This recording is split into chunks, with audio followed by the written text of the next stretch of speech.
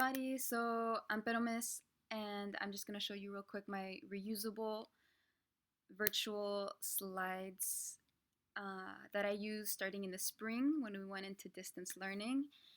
And these kept me oriented and kept me organized and kept me consistent with my classes. So I found them very useful, and I'm just gonna go through them real quick. They are available on my Teachers Pay Teachers store. And this is the first slide that students would see as they're entering class.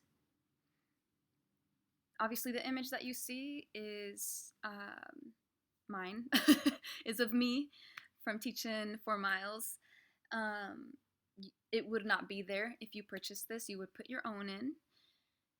And then everything, all the text is editable. You can delete the exclamation points if the movement is too much for your students.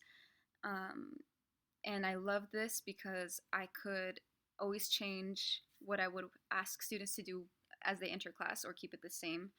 I would always change what the day's plan is, depending on obviously the day and my class. So yes, that was the first slide. Oh, and then the stay safe, that's just a little reminder. I like adding little reminders to start the day off, and that's also editable. And then these would be considered expectations, although I didn't label it that. You can change the title, though, if you prefer to say expectations or, classroom rules or our, whatever you call them. These sound a little funky in English because I initially wrote them in Spanish, and they rhyme in Spanish, but sorry. They're just boring in English, but you would obviously do what you need to do for your students. These are the 4 things that I really found I needed to remind my students to do before continuing with class. And then before actually starting the lesson, I would always give students opportunities to share celebrations. And who or what do you celebrate today is really referring to, any work that they're proud of that they've done or that they've seen classmates do or something that they've noticed at home. Anything to elevate their own voices or to elevate each other's voices. And then the little phone I made on the right is really just a reminder of who they are. And then we would start the lesson, and I would obviously start with the objective. And again, you can delete these jiffies or whatever they're called, moving images, if it's too much movement for your students. But I found that this is like the maximum movement I would have on one slide for my students. So that's why I use them to add a little pop of color and interest. And this is all editable. Again, super simple layout. And then I should say that after the objective, I would go into the lesson, and usually I would leave my reusable slides, because my reusable slides are meant for that, to just be kind of my foundation, my go-to, where I always go back to, right? And then I would go to Nearpod or go to, our Flipgrid, or go to our curriculum site, whatever we were doing that day. I would leave this PowerPoint and then go to the lesson for the day and the activity for the day.